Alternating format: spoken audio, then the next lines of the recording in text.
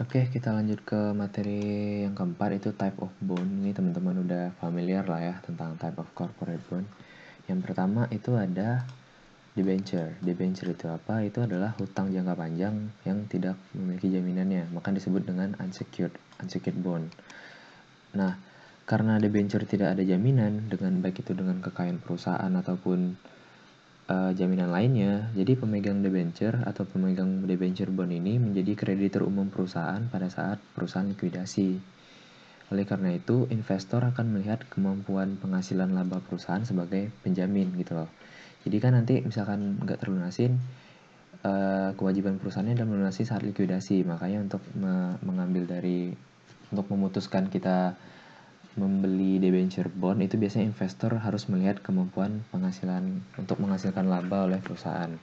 Walaupun obligasi ini tidak memiliki jaminan, pemegang perlindungan dalam bentuk persyaratan atau batasan-batasan dalam perjanjian itu biasanya terutamanya perusahaan penerbit obligasi dilarang menjaminkan aktiva perusahaan yang belum dijaminkan kepada kreditur lain ya. Artinya benar-benar dia nggak ada jaminan sama sekali gitu.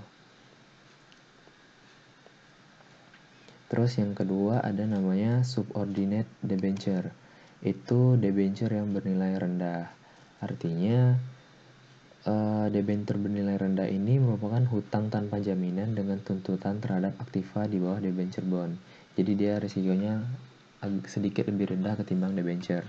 Jika terjadi likuidasi, pemegang subordinate debenture ini dapat menuntut istilahnya dia dapat hak untuk menuntut pembayaran terlebih dahulu ketimbang yang memegang saham preferen ataupun saham biasa. Jadi masih ada keuntungannya ketika memegang subordinated debenture, yaitu didahuluin ketika adanya likuidasi. Kemudian yang ketiga ada mortgage bond. Ini adalah bond yang memiliki jaminan berupa properti. Itu biasanya obligasi ini berbentuk berbentuk obligasi yang dijaminkan dalam bentuk kekayaan perusahaan. Itu contohnya misalkan hipotek. Hipotek sendiri merupakan dokumen resmi yang memberikan pemegang obligasi hak gadai atas aktiva yang dijaminkan ya. Ketika nantinya nggak bisa dilunasin oleh perusahaan, berarti yang memegang bond berhak atas properti tadi gitu. Karena properti tadi sebagai jaminannya. Kemudian yang keempat ada namanya Eurobond. Eurobond ini itu adalah bond yang biasanya diterbitkan di suatu wilayah atau regional suatu negara gitu. Misalkan ya kalau di Eropa kan yang dia menggunakan mata uang yang sama yaitu euro. Nah, ketika namanya Eurobond ya karena mata uang yang diterapkan di dalam bond itu sendiri yaitu menggunakan euro. Jadi bisa digunakan di beberapa negara bondnya. Nah, ini menguntungkan bagi negara-negara yang memiliki perserikatan. Contohnya tadi Uni Eropa kan dia menggunakan euro gitu. Makanya dinamakan Eurobond. Kemudian yang kelima ada namanya zero coupon atau very low bond. Ini adalah obligasi yang memiliki suku bunga yang bisa dibilang rendah. Nah, itu namanya zero coupon and very low bond. Kemudian ada yang namanya junk atau high yield bond.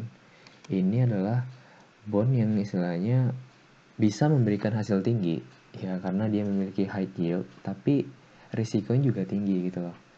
Jadi gini, high risk debt that has a below investment grade bond rating. Junk bond are also called high yield bond because they pay interest rate that are 3 to 5% higher than those of the highest rate bond. Jadi dia memiliki return yang cukup tinggi, tapi dia memiliki risiko yang sangat tinggi gitu loh. Jadi benar-benar high risk high return lah kalau yang junk bond ini. Kemudian ada namanya floating rate bond. Itu dia menggunakan floating rate ya, berarti bondnya dia biasanya memiliki patokan selling rate sama floor rate tadi seperti yang kita bahas di video sebelumnya. Kemudian yang terakhir ada convertible bond. Itu adalah bond yang bisa di-convert atau dapat ditukar ke dalam bentuk saham di waktu-waktu tertentu dengan harga tertentu juga. Nah, mungkin sekian dulu untuk subbab ini. Kita lanjutin di video selanjutnya.